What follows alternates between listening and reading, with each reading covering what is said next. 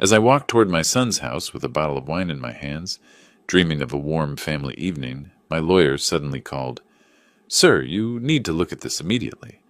"Not now," I waved him off. "I'm going to James's for dinner." "Wait, this concerns him specifically.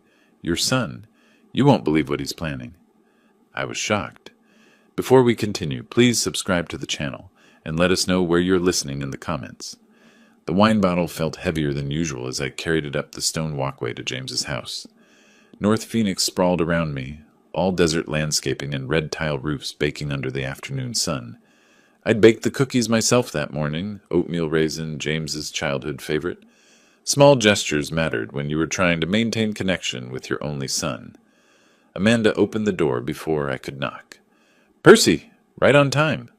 Her smile was wide, but something about it reminded me of the grin on a coyote I'd once seen cornering a rabbit behind my auto shop.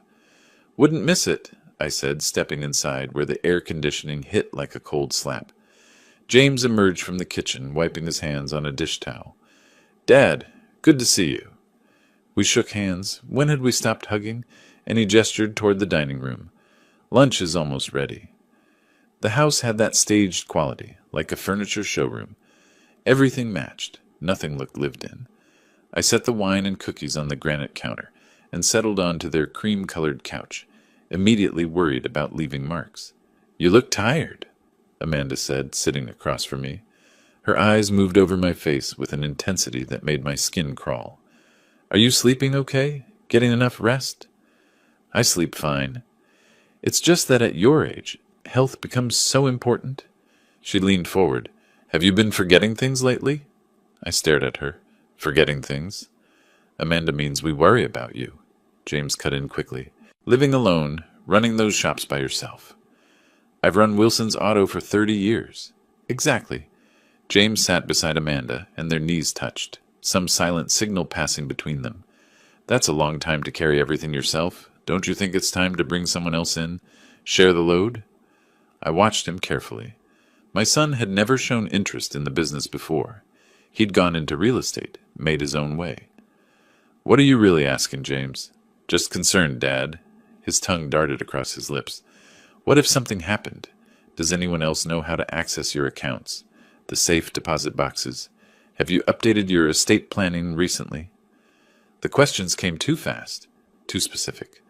Amanda's hand squeezed James's arm, another signal. They'd rehearsed this. "I'm managing fine," I said slowly. "Of course you are." Amanda's voice had gone sharp. "But James is right. Families should look out for each other." Lunch was salmon and asparagus. I barely tasted it. Every time I looked up, James was watching me. When I excused myself to use the bathroom, I heard urgent whispering from the dining room. Walking back, I caught James's eyes following my every step, measuring something I couldn't name. "More wine?" Amanda offered, already pouring before I answered. I made it through dessert, some elaborate chocolate thing, and stood to leave. "This was nice. We should do it again." "You're not driving home alone, are you?" Amanda's question came out like an accusation. "Maybe James should follow you, just to be safe." "I've been driving for 45 years. "Of course." James walked me to the door. "Call when you get home? So we know you made it okay?" I nodded, suddenly desperate to leave. Reaching for my keys on the side table, my hand brushed against something that slipped from the couch cushion into my jacket pocket. I didn't realize what it was until I was already in my truck. Door closed, engine running. Amanda's phone. Sleek and silver, the screen lighting up in my palm. I should have gone back inside immediately. Instead, I sat there, staring at the notification that had just appeared. Dr. Morrison confirmed appointment for evaluation. Filing next week, as discussed. My hands gripped the steering wheel. The implications crashed over me like a wave, drowning everything else. Evaluation, filing, discussed. I looked back at the house. Through the front window, I could see James and Amanda, in the living room, standing close together, talking intensely. I shifted into drive and pulled away slowly, watching them in my rearview mirror. Neither looked toward the street. They hadn't noticed yet. The phone sat heavy in my passenger seat as I drove home through Phoenix traffic, my mind already racing through possibilities, each one worse than the last. Something was very wrong, and whatever it was, it had been planned carefully, discussed with doctors and lawyers, scheduled for next week. My own son. The realization settled over me like a shroud as I turned onto my street. The phone screen dark now, but its presence screaming danger with every silent second. I didn't sleep. Couldn't. Amanda's phone sat on my nightstand like a loaded weapon, while I lay there staring at my ceiling fan's lazy rotations. At some point around midnight, I stopped pretending and picked it up. The passcode screen mocked me. I tried the obvious combinations, birthdays, anniversaries, and on the 6th attempt, got lucky. Their wedding date. The messages opened like a door into another world. Conversations with someone named Robert Hutchins, Esquire. Another thread with Dr. Morrison's office coordinator. All of it, everything spelled out in casual text shorthand that made my blood run cold. Competency evaluation procedures in one message. Conservatorship paperwork ready in another. A thread from 3 weeks ago. Once we establish incompetence, full financial control transfers within 30 days. 3 weeks. They'd been planning this for at least 3 weeks. My coffee went cold on the kitchen table as dawn broke through my window. I'd read everything twice. The messages went back months. Not weeks. Months. Strategy discussions. Timeline adjustments. Amanda pushing to move faster. James urging patience. At 7 in the morning, I pulled out my own phone and started photographing. Every screen, every conversation, every date stamp. My hands stayed steady. 30 years running a business teaches you to document everything. By 9:30, I was back in my truck with Amanda's phone, driving across Phoenix toward their house. James would be at work. I'd return the phone to Amanda, watch her face, see if she'd reveal anything. Their street was quiet, drowsy with mid-morning stillness. I parked at the curb and walked up the stone pathway, phone in my jacket pocket. The day was already heating up, promising another scorcher. Then I heard James's voice, through the living room window, partially open to catch the breeze. His words carried clear and sharp. The lawyer said once Dad signs the medical consent form at dinner, we can fast-track the competency hearing. Dr. Morrison's report is already written. I froze on the walkway, my body pressed against the exterior wall beside the window. Amanda responded, her voice eager and bright. And the evaluation? He agreed to that? He doesn't know he's agreeing to anything.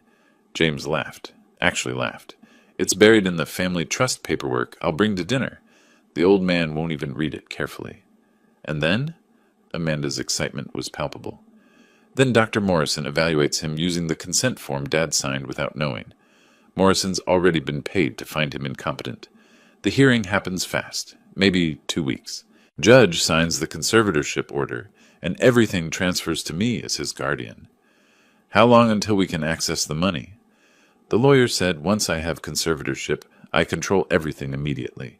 The business, the properties, all accounts. We'll need to maintain him somewhere, probably that care facility in Tempe. But that's cheap compared to what we're getting. I stopped breathing. My son was discussing warehousing me like unwanted furniture while stealing everything I'd built. When's the dinner? Amanda asked.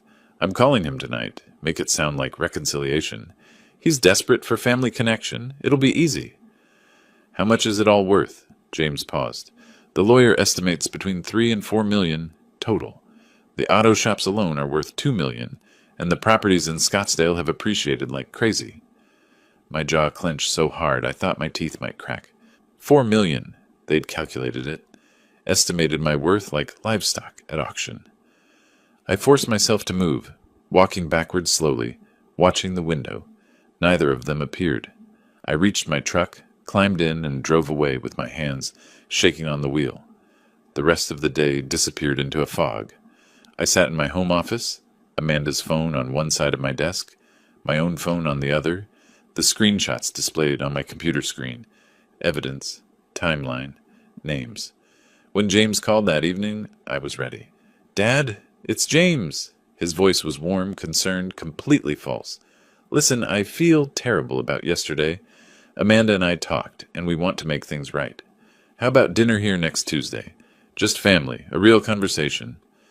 I let 3 seconds of silence stretch between us, while I stared at the screenshot showing their conspiracy. That sounds good, son. I'd like that. Really? That's great.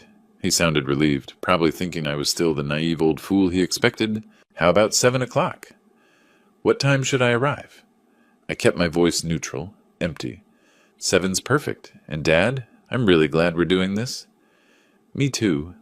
I ended the call and sat in the darkness of my office, the glow from my computer screen illuminating the evidence of my son's betrayal. He thought he was setting a trap for me. He thought I'd walk in blind and sign away my life while he watched and smiled. But I'd seen the trap. I knew the bait. I understood the mechanism. And now, sitting alone in my house with proof of their conspiracy burning on my screen, I realized something that should have terrified me, but instead felt cold and clarifying. The war had begun. I just needed to fight it, smarter than they expected. Tuesday was 6 days away. 6 days to plan. 6 days to prepare. 6 days to show my son that underestimating his father was the worst mistake he'd ever make. The morning sun cut through my kitchen window as I dialed Richard Foster's office. My hand was steady now. All the shock burned away into something colder and harder. Foster and Associates. The receptionist's voice was crisp and professional. This is Percy Wilson. I need to see Richard today. It's urgent. A pause. Mr. Wilson, Richard's schedule is completely... Tell him it's about a family member trying to steal my business. Tell him I have evidence. 15 minutes later, Foster called back personally. Percy, what's going on? I need to see you this afternoon. I can't explain over the phone. I'll clear my schedule. Come at 2. I spent the morning printing screenshots, organizing them in a folder, preparing like I used to before important supplier negotiations. Treat it like business, I told myself. Remove the emotion. Foster's office occupied the 14th floor of a downtown Phoenix high-rise. I'd been there dozens of times over the past 15 years. Contract reviews, property acquisitions, business incorporations. Richard had always been steady, thorough, exactly what you wanted in an attorney. He stood when I entered, concern creasing his forehead. Percy, you look... Angry?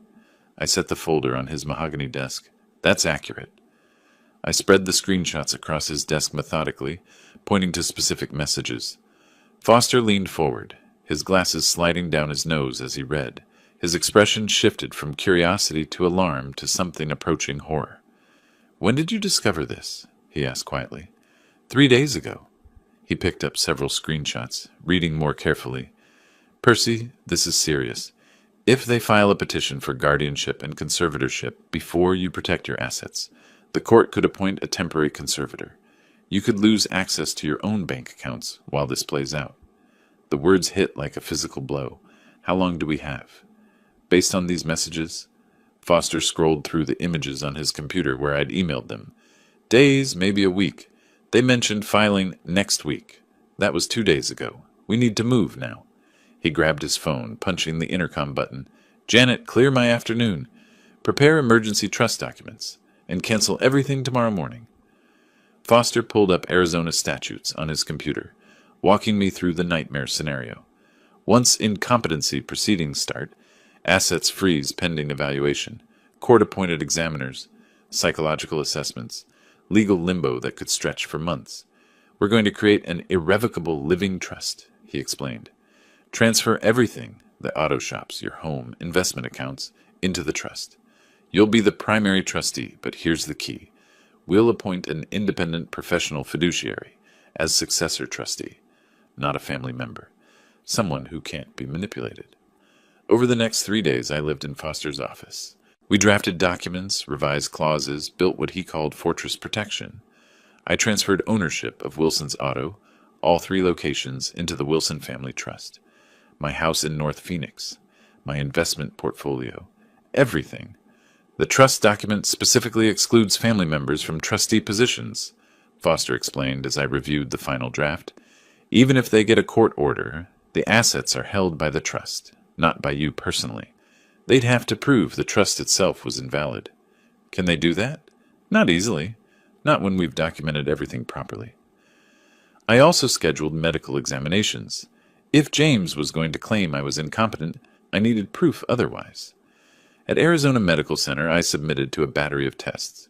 A neurologist named Dr. Sarah Chen had me recite number sequences backward, draw clock faces, answer logic puzzles, walk heel to toe down a hallway. Mr. Wilson, your cognitive function tests place you in the superior range for your age group, she said, reviewing the results. Your memory, executive function, and reasoning skills are excellent. There is absolutely no indication of any impairment. I scheduled a second examination at Desert Health Institute. 2 days later, same results, same confirmation. I collected the written reports like ammunition. On the fourth day, I met Catherine Palmer at Phoenix Fiduciary Services. Gray-haired, professionally detached, she reviewed the scope of assets that would fall under her oversight if I became truly incapacitated. You understand, I'm independent, she said. I have a fiduciary duty to you, not to your family members. If someone tries to manipulate the trust for their benefit, I'm legally obligated to resist. That's exactly what I need. By evening, I sat in my home office reviewing the completed documents, trust agreements, medical reports, original screenshots. I created a secure folder on my computer labeled Defense, uploading scanned copies of everything. My finger hovered over the mouse as I stared at James's name in the message thread. The hurt was still there, sharp and deep, but something else was growing alongside it, something colder. Richard, this protects my assets, I said during the signing. But what about justice? What about making sure they don't try this with someone else's father? Foster had paused, choosing his words carefully. Right now, we're building your defense. What comes after? That's your decision. I closed the folder and leaned back in my chair. The defense was solid. My assets were protected. James could file his petition, and it would collapse against the fortress we'd built. But was that enough? The question sat in my chest like a stone as darkness fell outside my window, and I realized with absolute clarity that protection wasn't sufficient anymore.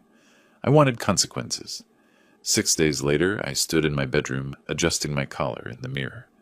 The reconciliation dinner was scheduled for 6:30, and I'd been practicing my expression all afternoon, cautious optimism mixed with a grandfather's desperate hope for family healing. My phone rang. Richard Foster's name appeared on the screen. I almost declined. The timing was terrible. I needed to leave in 10 minutes. But something in the rapid succession of rings made me answer. Richard, I'm actually heading out to... Sir, you need to see this. His voice was tight, urgent in a way I'd never heard before. I have a family commitment. Can this wait until... Wait, this is precisely about him.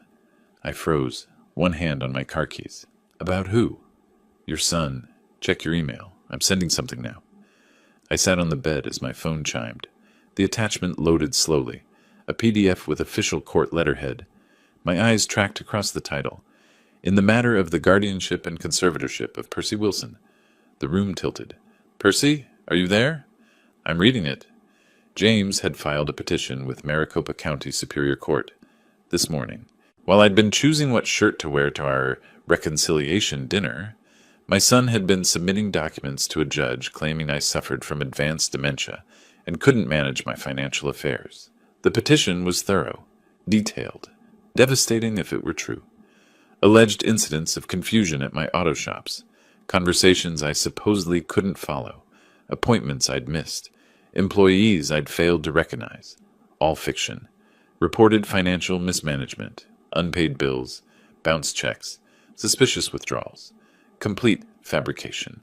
My shops were thriving. I hadn't bounced a check in 30 years. Then I reached Dr. Timothy Morrison's psychological evaluation, dated 2 weeks ago. The patient presents with significant cognitive decline consistent with moderate to severe dementia, Morrison had written. Memory impairment, disorientation, inability to manage complex financial matters. Recommendation: immediate protective intervention, including guardianship and conservatorship, to prevent financial exploitation or self-harm. I'd never met Dr. Morrison, never been evaluated by him, never even heard his name until I'd seen it in Amanda's text messages. Percy, look at page 12, Foster said. I scrolled down. There was my signature on a consent form for psychiatric evaluation, dated 3 weeks ago. The penmanship was close, very close, but the angle of the Y in Wilson was wrong. The pressure on the P was too light. I never signed this, I said quietly. I know. That's forgery. That's a crime. My hands weren't shaking anymore. They were perfectly still, which was somehow worse. James filed a guardianship petition with Maricopa County Superior Court this morning, Foster continued. He's asking for emergency temporary conservatorship over your assets and person. The hearing is scheduled for next week. But I'm supposed to have dinner with him tonight? My voice sounded hollow. He said he wanted to apologize, to make things right. That dinner was part of the plan. Look at page 12 of the petition. He claims you've been receptive to family assistance and agreeable to signing necessary documents. He was going to get more signatures tonight to strengthen his case.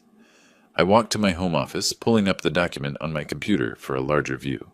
I read every page carefully, cataloging the lies. Then I retrieved my medical reports from the desk drawer, the examinations Foster had insisted on, and placed them beside the keyboard. Dr. Morrison's fabricated evaluation was supposedly from 2 weeks ago. My actual examinations at Arizona Medical Center and Desert Health Institute, conducted after I'd discovered the plot, showed perfect cognitive function. The dates told the story. James had paid Morrison to write a fraudulent evaluation. Then he'd forged my signature on a consent form to make it look legitimate. All while planning the dinner where he'd get me to sign more documents, probably disguised as family trust papers or healthcare proxies. I picked up my phone and called James. "Dad, are you on your way?" His voice was warm, eager, fake. I made my voice weak, apologetic. "James, I'm so sorry. I've come down with something, feels like food poisoning. I don't think I can make it tonight." A pause, just a fraction too long. "Food poisoning? That's unfortunate. Are you sure you shouldn't go to the hospital? I could come over and help you with—" No. I injected a tremor into my voice. "I just need rest. We'll reschedule soon." "Right, sure." He agreed too quickly, frustration bleeding through his careful concern. "Get some rest, Dad." I ended the call and photographed the forged signature with my phone, texting it to Foster with a single message. "I never signed this. Meet tomorrow morning, first thing." Then I walked to my living room window. The desert landscape stretched beyond my backyard, all saguaro silhouettes and purple mountains in the dying light. I was still dressed for the dinner I wouldn't attend. Button-down shirt, pressed slacks, the watch James had given me for my 60th birthday. He'd planned everything. The reconciliation dinner was meant to be the moment I signed away my autonomy, completely unaware that the real court petition was already filed. He'd probably prepared documents that looked like family trust agreements, but were actually additional consent forms, medical releases, power of attorney grants. I'd have signed them while he smiled, and Amanda poured wine, and they talked about healing and family and moving forward together. And then next week, at the hearing, James would present all those signatures to the judge as proof I was agreeable and cooperative with the guardianship plan. "You wanted to make me helpless," I said to my reflection in the darkening window. "Let's see how that works out." The war had new rules now. James had forged my signature, filed false documents with the court, paid a psychologist to fabricate a medical evaluation. This wasn't family dysfunction anymore. This was criminal fraud. And I had every intention of showing my son exactly what happened when you underestimated a man who'd built 3 successful businesses from nothing. 2 days after canceling the dinner, I needed to clear my head. The forged signature kept appearing in my mind, that false Y in Wilson, the wrong pressure on the P. I grabbed my golf clubs and drove to Desert Pines Senior Center, where I'd occasionally played over the past year. The course was easier than my usual country club, and nobody there asked questions about business.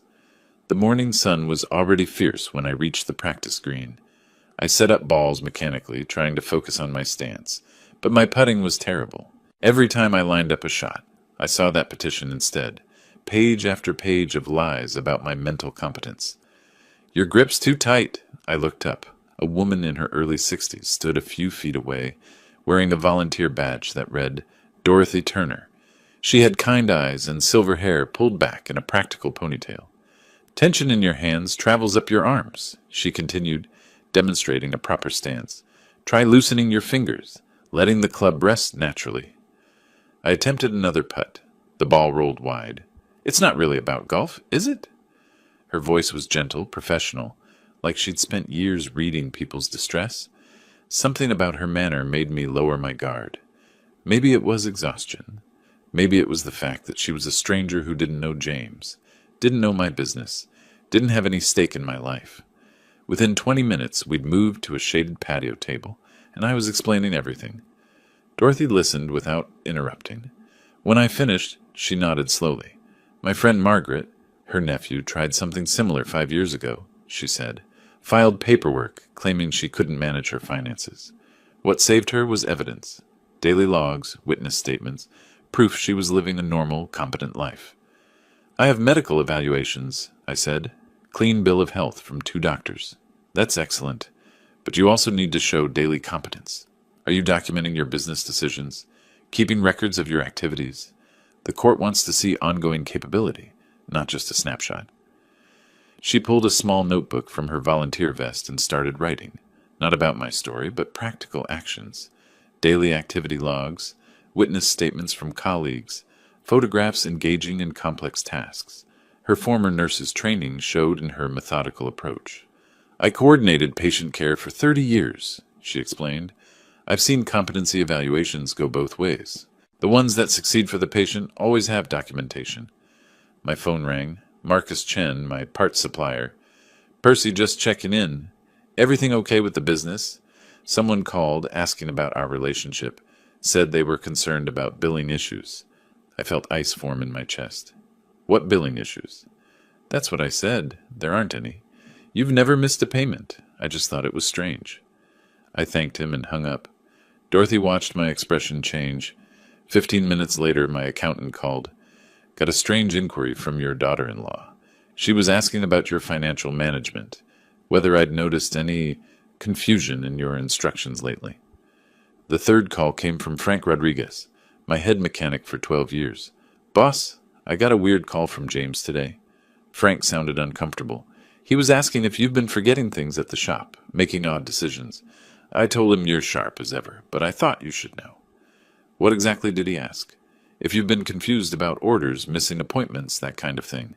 I shut it down fast, but, Percy, what's going on? I ended the call and stared at my phone. 3 calls in an hour. 3 of my key business relationships, all within days of me canceling that dinner. They're poisoning the well, I said quietly, calling my business contacts, planting doubts. Dorothy's expression hardened with recognition. Then you need to document everything. Every call, every conversation, and you need to reach out to those contacts yourself before the rumors take root. She tore a page from her notebook and wrote her phone number. Call me if you need someone to talk to who understands these situations. What you're facing, it's not just legal, it's psychological warfare. I stood, pocketing her number. Thank you for listening, for the advice. Don't let them isolate you, she said. That's how these things work. They cut you off from your support system, make everyone doubt you. Stay connected, stay visible, keep living your life competently and publicly. Driving home, I made a mental list of every business relationship James and Amanda might target. My banker, my insurance agent, the leasing company for my shop locations, anyone who might testify about my capability or lack thereof if this went to trial. They weren't just attacking me in court. They were attacking my reputation, my credibility, the foundation of trust I'd spent 30 years building in the Phoenix business community. I pulled into my driveway and sat in the truck, phone in hand. Dorothy's words echoed, psychological warfare. Fine. If they wanted war on multiple fronts, I'd fight on multiple fronts. But first, I needed to understand what made them this desperate. People didn't forge signatures and destroy their relationships with their father without serious motivation. I needed to know what James and Amanda were really running from. The next morning, I sat across from Richard Foster as he introduced a man named Martin Reeves. Early 40s, sharp suit, carrying a leather portfolio that looked well used. Martin's helped me with corporate investigations, Foster explained. Background checks, financial due diligence. He's thorough and discreet. I authorized a full financial background check on James and Amanda. Whatever was driving them to commit fraud, I needed to understand it.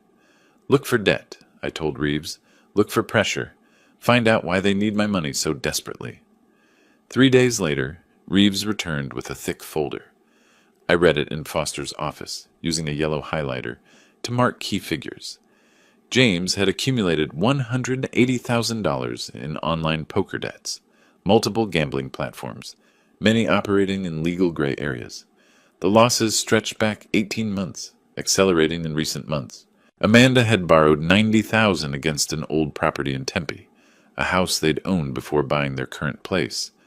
The loan application claimed home improvements, but the money had disappeared into their joint account within weeks. "Your son has a serious gambling problem," Reeves said, pointing to a specific section. "These aren't casual bets. He's in deep with some offshore platforms that don't take kindly to non-payment.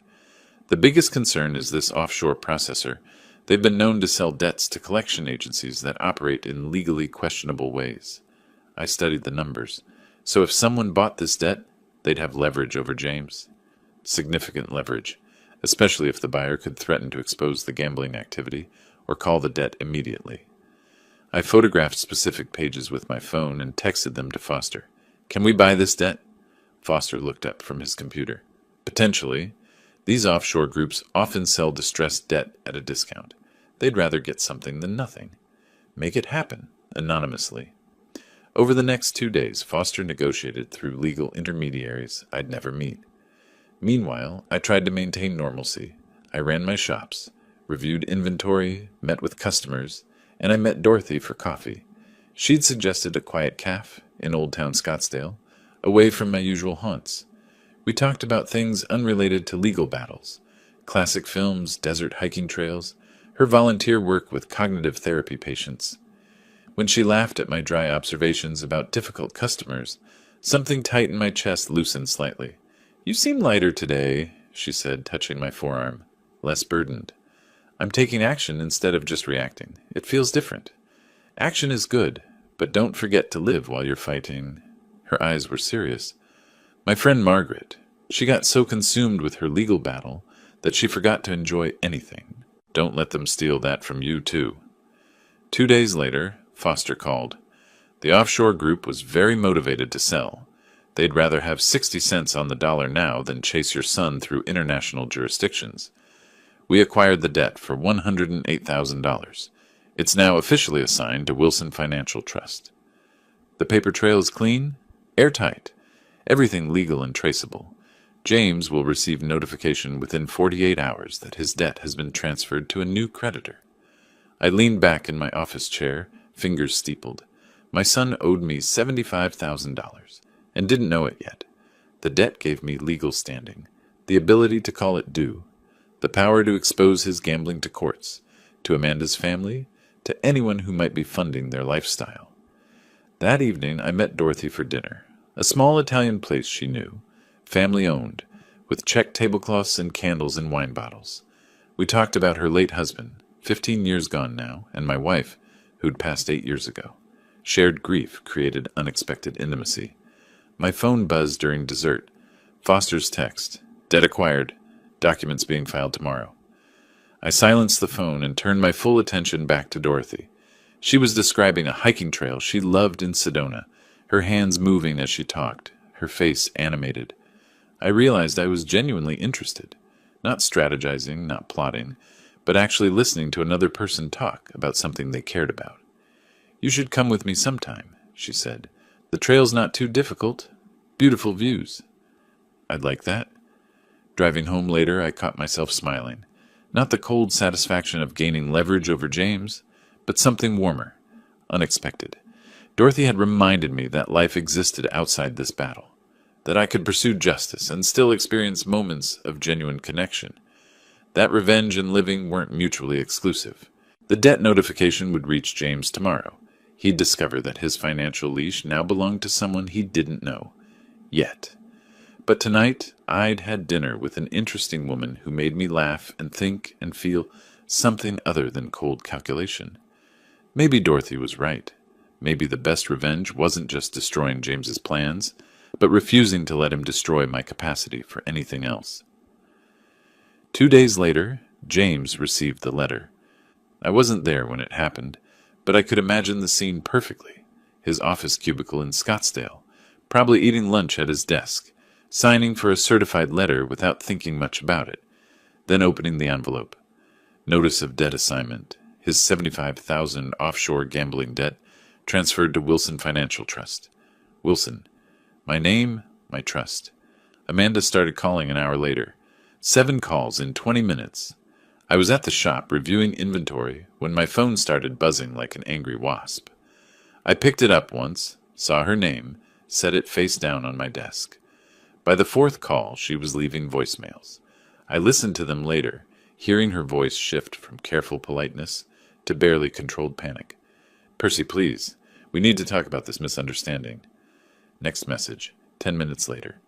Percy, we were only trying to help. Please call me back.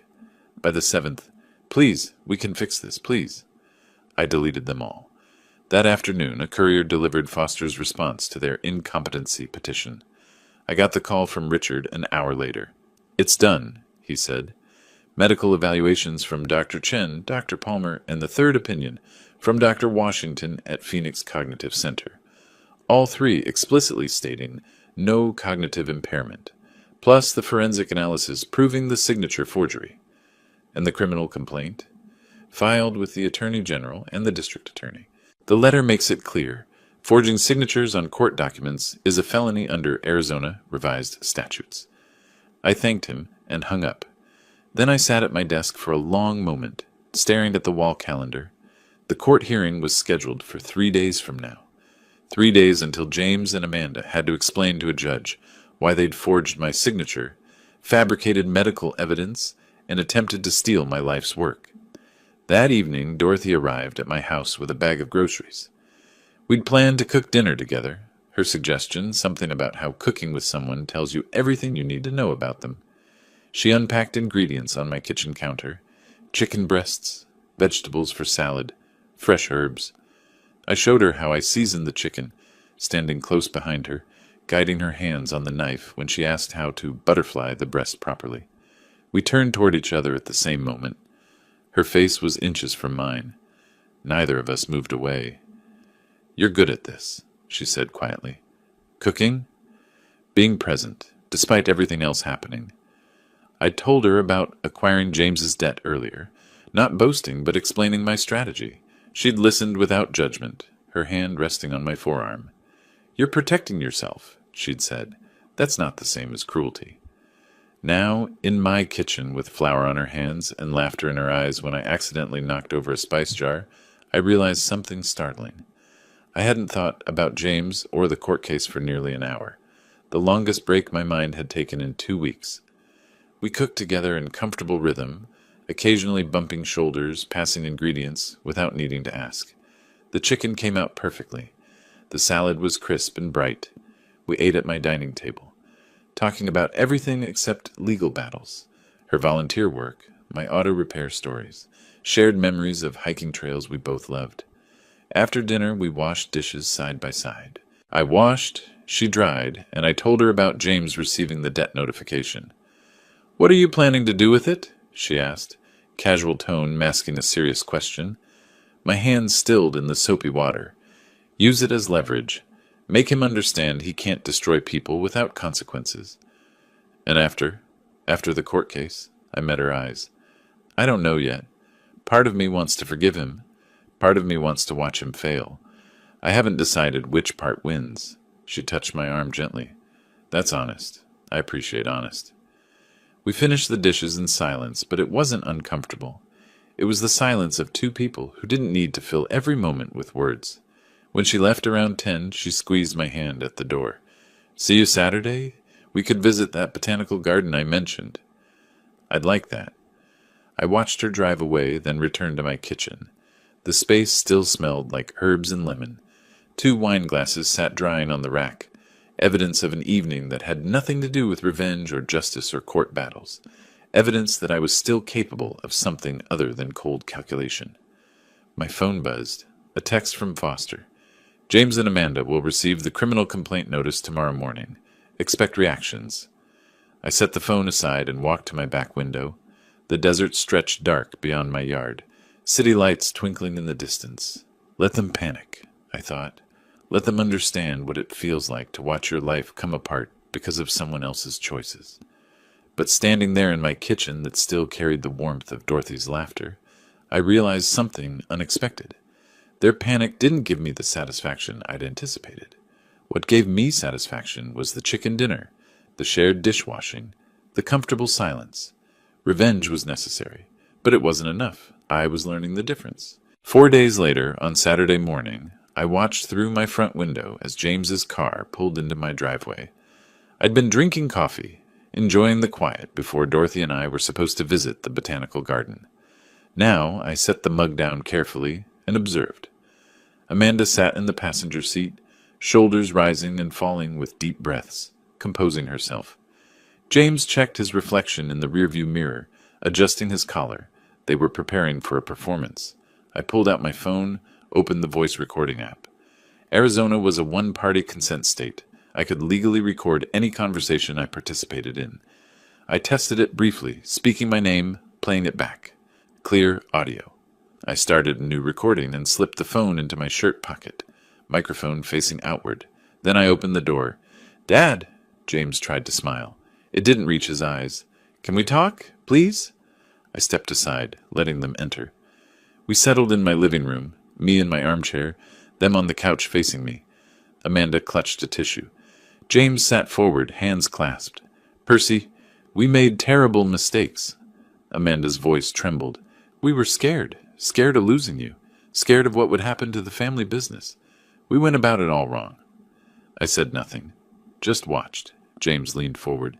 "Dad, I know what the documents say, but it wasn't meant to hurt you. We thought we were protecting the family assets. I should have talked to you directly." "So filing for guardianship was protection?" My voice was flat, emotionless. "We were trying to help." Amanda's tears came on cue, but I noticed she'd been holding the same tissue for 10 minutes without actually using it. "You're alone, managing everything yourself. You thought you'd take it all without asking." Silence. James's eyes darted to Amanda, back to me, searching for signs of softening that didn't come. 40 minutes of this. Apologies that sounded rehearsed. Explanations that shifted from misunderstanding to concern for your welfare to increasingly desperate justifications. I sat perfectly still, hands resting on the armrests. Occasionally I nodded slightly, encouraging them to keep talking. They filled every silence, each word digging them deeper. Amanda paced now, frustrated by my lack of response. Her carefully constructed narrative was cracking. "We didn't want to deceive you," she burst out suddenly. "We just thought you would give us the business yourself. You're getting older and we're family. It made sense. Why fight us when you could have just transitioned things peacefully?" There it was, the truth under the performance. James tried to recover. "We needed the money so badly you don't understand. The pressure we've been under—" I stood. "The court hearing is in 3 days. You can explain all of this to the judge. I'm sure they'll find your reasoning compelling." Amanda's face went white. "Percy, please. I think you should leave now." They left. James looked back once from the doorway, mouth opening like he might say something else. Then he just turned and walked to the car. I stood at my door for several minutes after they drove away, watching the empty street.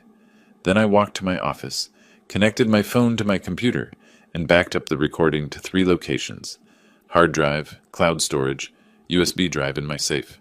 Their own words admitting they'd expected me to simply hand over my business, that they'd needed the money badly enough to commit fraud. Dorothy arrived an hour later. I was still in my office when she knocked. "Hey," she said, reading my face immediately. "What happened?" I showed her to my back patio instead of suggesting we leave for the botanical garden. We sat in the shade overlooking the desert landscape. I didn't speak at first, neither did she. We just existed in shared silence. Finally, I told her about James and Amanda's visit. Then I played her the recording. She listened without interrupting. When it finished, she took my hand. "You could have yelled," she said quietly. "You could have said horrible things. You didn't. You let them convict themselves with their own words. I'm proud of you." I wanted to scream at them. My voice was tight. Tell them exactly what I think of their betrayal. But you didn't, because you're better than they are. Something in my chest loosened. Dorothy saw it, the moment I'd been holding together through sheer will, suddenly safe to fall apart slightly. She moved closer on the patio bench. "You don't have to be strong every second, not with me." I looked at her then, really looked. the silver in her hair catching the sunlight, the kindness in her eyes that didn't come from naivety, but from having seen enough of life's cruelty to value its rare moments of tenderness. "Thank you," I said, "for being here, for understanding why I had to let them hang themselves." "I understand justice," she replied. "I understand boundaries, and I understand that you're one of the good ones, Percy Wilson." We sat there for another hour, talking and not talking, her hand in mine. At some point I told her about my wife, how she died 8 years ago, how I'd thought that part of my life was over. "Maybe it doesn't have to be," Dorothy said softly. I turned toward her, she turned toward me, and then we were kissing. It was gentle, tentative. Two people who'd forgotten what this felt like and were rediscovering it together. When we pulled apart, she smiled. "I've wanted to do that since the golf club. Why didn't you? You had enough happening. I wanted to wait until you had space in your life for something good." I touched her face. "I have space now." The court hearing was in 3 days. James and Amanda would face a judge with their forged documents and fabricated evidence. I had medical reports, forensic analysis, recorded admissions, and a criminal complaint filed with the state. But sitting on my patio with Dorothy's hand in mine, tasting her kiss on my lips, I realized the most important victory wasn't in that courtroom.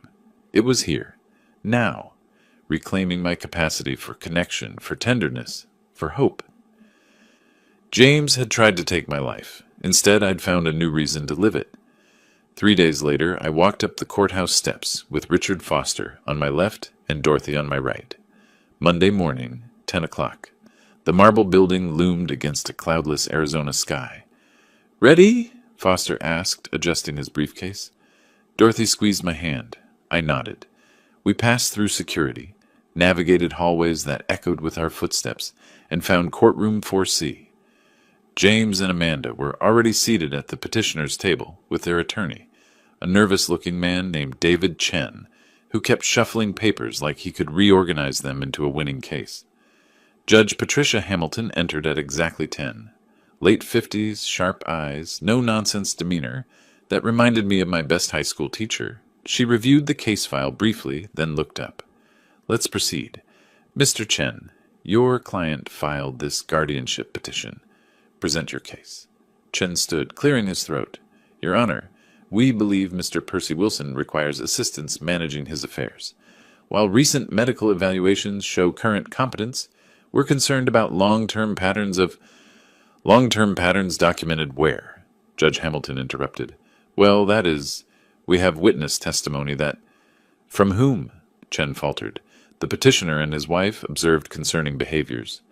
"The same petitioner who would benefit financially from this guardianship?" The judge's tone could have cut glass. "Continue." I watched James across the courtroom. His jaw was clenched tight. Amanda stared at the table. Foster stood when his turn came. He presented evidence methodically, like dealing cards in a winning hand. Medical evaluations from 3 independent physicians, Dr. Chen, Dr. Palmer, Dr. Washington. Each report explicit, no cognitive impairment whatsoever. Then the forensic document analysis. Foster displayed the forged signature alongside my genuine ones on the courtroom screen. Even I could see the difference. The wrong angle on the Y, the light pressure on the P. "Mr. Chen," Judge Hamilton said, studying the comparison, "your client submitted a consent form with what your own expert witness now admits appears to be a forged signature. How do you explain this?" Chen stammered. "Your Honor, there may have been administrative confusion. Perhaps Mr. Wilson signed a different document, and—" "Administrative confusion doesn't explain 3 different forensic analysts, all concluding this signature is fraudulent." She looked at Foster. "Is there more?" "Yes, Your Honor. An audio recording made legally under Arizona's one-party consent law." I watched James's eyes close as Foster played it. The courtroom speakers broadcast every word. Amanda's voice. "We didn't want to deceive you. We just thought you would give us the business yourself. You're getting older, and we're family. It made sense." James's voice. "We needed the money so badly. You don't understand." The silence after it finished was absolute. Judge Hamilton removed her glasses, cleaned them slowly, replaced them. When she spoke, her voice was cold and precise. "This petition is dismissed with prejudice." Mr. Wilson, I apologize that the court's time was wasted with this matter. Mr. James Wilson, you are ordered to pay respondents' legal costs in full, $15,000. Additionally, I'm forwarding this evidence to the county attorney for review of possible criminal charges. The gavel came down, case closed. I stood, shook Foster's hand. Dorothy smiled at me, not triumphant, just present. We walked toward the exit together. Behind us, I heard James's chair scrape back. Footsteps. His voice loud and desperate in the courthouse hallway. Dad, wait! We're still family. You can't just cut us off. Dad! I didn't turn around. Dorothy's hand was in mine, steady and warm. Keep walking, I said quietly. We kept walking. In the parking lot, I stopped beside my truck and looked back at the building. James stood on the courthouse steps, Amanda pulling at his arm, trying to lead him away. He looked small from this distance, defeated. I felt no triumph, no satisfaction in his failure, just relief that it was over. Dorothy leaned against me. How do you feel? Tired, I said honestly, and ready to start thinking about something other than court cases. Good, she kissed my cheek, because I have some ideas about that. We drove home through midday Phoenix traffic, and for the first time in weeks, I didn't think about revenge or justice or legal strategies. I thought about what came next, what I wanted to build instead of what I needed to protect. The war was over. I'd won. Now I needed to figure out what victory actually meant. The morning after the hearing, I gathered my 3 senior managers in my office. Frank Rodriguez, who'd been with me for 12 years. Lisa Chen, operations manager for 8. Tom Bradley, part supervisor for 6. I'm stepping back, I told them. Not selling, not closing, just stepping back. Frank grinned. About time, boss. I built this business over 35 years. It's been my life. But I realized something recently. It shouldn't be my entire life. You all keep it running. I'm just making it official. I'd already hired a professional manager through Foster's connections, someone to handle daily operations while I transitioned to a consulting role, available for major decisions, but no longer managing every detail. I walked through the shop that afternoon, stopping at each bay to shake hands with mechanics who'd worked for me for years, some for decades, thanking them, explaining that wages and benefits wouldn't change, watching their concern transform into genuine happiness for me. 2 days later, I met James at a cafe called Desert Grounds on the outskirts of Phoenix, neutral territory, a corner table by the window where we could talk privately. He arrived 10 minutes late, looking exhausted. The confident swagger I remembered was gone, replaced by someone who'd lost everything and knew it. I had 3 documents ready. I slid the first across the table. Debt forgiveness. The $108,000 I paid for your offshore debt. Forgiven. His eyes widened. The second document. A check for $50,000. Payable to your creditors, not to you directly, to clear your other obligations. He reached for it. I held up the third document. In exchange, proof of enrollment in a certified gambling addiction treatment program, plus documented employment within 60 days. I slid the final paper across. And this, my updated estate plan. He read it. His face went white. You're leaving everything to a charity? The Desert Seniors Support Foundation. People who need help, not people who tried to steal from me. You're cutting me out completely? His voice rose. After everything, you're destroying our family. I didn't destroy anything. You did that when you tried to have me declared incompetent. I'm giving you more than you deserve. Take it or face criminal prosecution. Your choice. The anger drained out of him like air from a punctured tire. He stared at the documents, hands shaking. What if I fail? What if I can't? Then you fail. But you'll fail as your own man, not as someone waiting for their father to die so they can inherit his life's work. He signed all 3 documents. His signature looked nothing like the forgery he'd submitted to the court. Smaller, defeated, but genuine. I left the cafe, lighter than when I'd entered. That chapter was closed. James had a chance to rebuild his life on his own terms. Whether he took it or not wasn't my responsibility anymore. 2 days later, Dorothy and I loaded her sedan with weekend bags and a cooler of sandwiches. We were taking her car, not my truck. A deliberate choice. Ready for an adventure? she asked, sliding into the driver's seat. More than ready. We drove west towards San Diego. Dorothy's hand rested on my knee while I watched the Arizona desert give way to California hills. We stopped for lunch in Yuma, switched drivers, and she fell asleep in the passenger seat somewhere past the border. I glanced at her peaceful face, then back at the road ahead. This was the first time in weeks I'd thought about the future instead of the past. We reached San Diego by late afternoon and found a small hotel near La Jolla. As sunset approached, we walked to the beach, shoes off, feet in cold Pacific water, waves breaking around our ankles. Dorothy leaned against my shoulder. You did the right thing, giving him a chance but not rescuing him. I kept thinking about what you said, about your friend Margaret, how the fight almost consumed her. I don't want to be consumed. I want to live. She squeezed my hand. Then let's live. The sun descended into the ocean, painting the sky in shades of orange and gold. I watched the horizon and understood with absolute clarity. Winning wasn't about defeating James. It was about reclaiming my right to choose my own life. I'd protected what I built, secured my legacy, given my son a chance at redemption while maintaining boundaries that honored my own worth. But the real victory was standing here with Dorothy, feeling the ocean spray on my face, planning road trips and quiet dinners and lazy Sunday mornings instead of court strategies and evidence collection. True freedom wasn't about destroying toxic people. It was about choosing to walk away from them and toward something better. What are you thinking? Dorothy asked. I pulled her closer. That I spent 2 months fighting for justice, and I won. But this, right now, this is what winning actually feels like. She smiled. Good, because this is just the beginning. The waves crashed, the sun set, the Pacific stretched endless before us, and somewhere behind me, Phoenix and all its battles felt very, very far away. I'd survived my son's betrayal, built defenses, fought in court, offered mercy with boundaries. Now I was free to do the only thing that ever really mattered, live well. If you like this story, please like this video, subscribe to the channel, and share your impressions of this story in the comments. To listen to the next story, click on the box on the left. Thank you for watching.